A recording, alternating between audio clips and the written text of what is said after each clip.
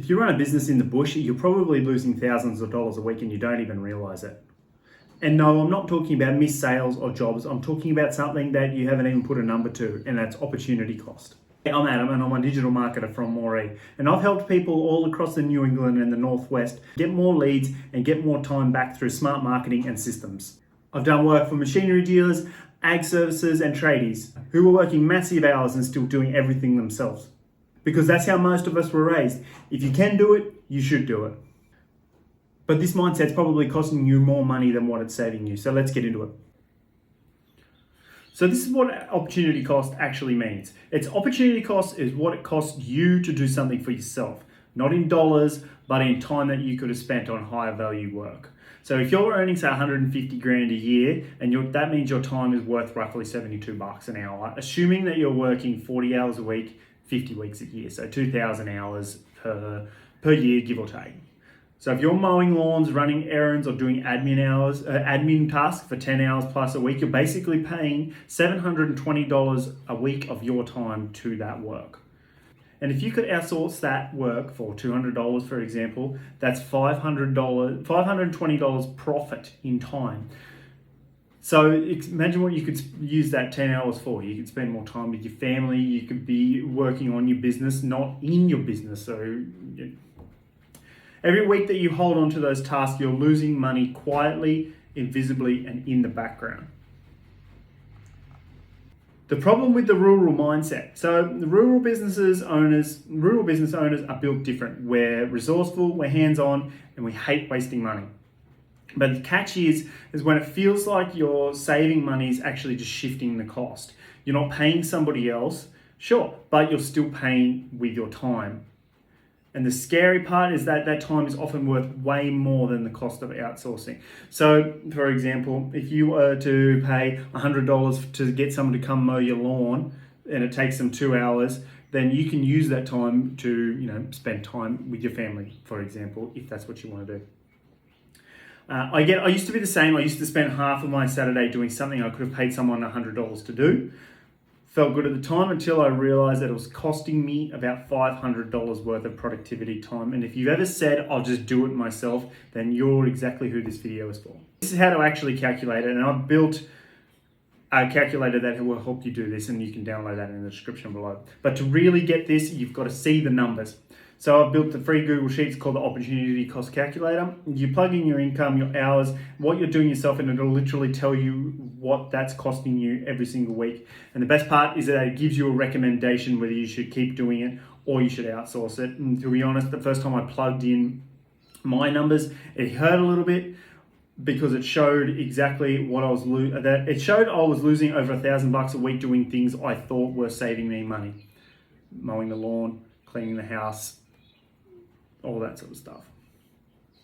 There's a link in the description to download it for free to see where your time's linking. And I'll just quickly show you just here. It looks like this. You have an example figure here. This is where we have our example of $150,000. Hours worked per week is 40. 10 hours spent on DIY or admin tasks.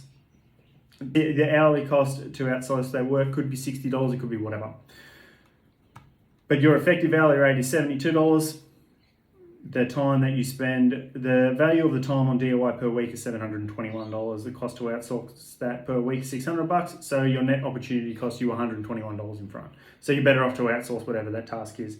So what I've done is that if you go and input your figures down here into you're the only one that knows your annual income. You know how many hours of work a week you do, how many hours a week you do on admin tasks or other stuff that could be outsourced somewhere else, and the hourly cost to do that, and then it will calculate how much you will actually be saving and whether to outsource that or keep it. Okay, so common time sucks in rural businesses. You're doing your own admin, quoting, invoicing, chasing payments, things that feel important but don't directly make you money.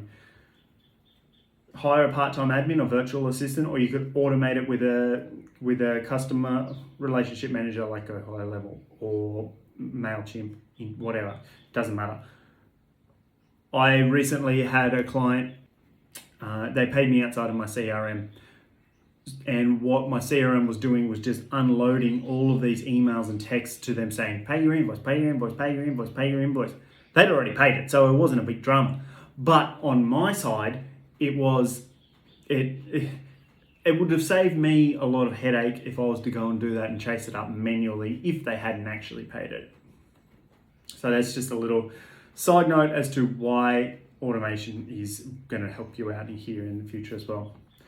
Social media and marketing. So you spend 6 hours a week trying to figure out Facebook posts and you're still not getting traction. Solution is either outsource it or use that time to build relationships and work on your high value stuff. I am a massive advocate for not spending 47 hours a week on building your social media. A lot of the people that I work for and do social media for, they're not using their social media to grow their business and to generate leads and generate customers. They're using it to stay top of mind. Even so, let's say someone comes across their post and they're looking for a Tyler, for example. They're like, oh, here's a guy here. Yep, I'll follow him, blah, blah, blah. But mainly it's for if somebody reaches out to them or finds them on Google, they see that, yes, this person is active on their social media, for example. It's pretty simple, just to keep people top of mind. But even so much, like I said, is that we might be promoting on the social media a service that they don't need right now, but they might need another service, and it prompts them to give them a phone call. That's sort of where I'm going with that. Bookkeeping and BAS prep. Every quarter, you'll lose a full weekend to receipts. It sucks.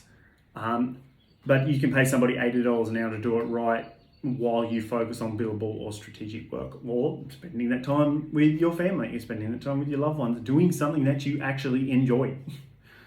Because nobody enjoys doing that. And $80 an hour seems a bit cheap to me, because I have an accountant friend, he charges $80 an hour is probably about on the money. Because I have an accountant friend, and he charges about, I think it's $150 a month to do your BAS, all the taxi shit that I have got no idea what I'm talking about right now. But it's cheaper to outsource that sort of stuff, because you will spend a whole weekend once a quarter doing all this, and it sucks. So then there's also jobs that you shouldn't be doing. If you're the owner and you're still on the tools full time, that's fine early on, but you'll eventually got to shift your time to leadership and growth. The opportunity cost of staying on the tools forever is your business never scaling past you. The perfect example of this is that there is a tradie, and the person that is reaching out to you wants the owner of the business to come do the work for them.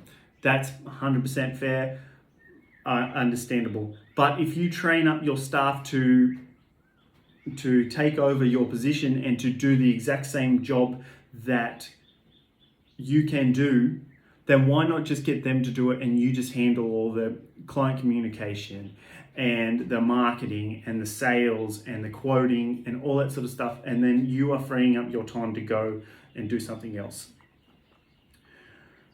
So you don't need to go through and change everything overnight. Just start with one thing that you can delegate or automate. Think of it like investing. Every hour you buy back compounds over time as well. The goal isn't to work less, it's to make sure when you do work, you're working on the stuff that actually moves the needle. So you might get to 7 out of 10 in the scale of busyness when you realize, okay, you might need to put somebody on to do it. Then your busyness is going to go up to probably a 9 out of 10 until you train that person up. But once you train that person up, you might drop down to, a 5 out of 10 busyness, and then you can focus on growing your business and all that sort of stuff. So there's another opportunity cost when it comes to hiring somebody. So if you want to find out exactly what your opportunity cost is, grab the free calculator in the description and plug in your own numbers. Most people are quite shocked when they see it.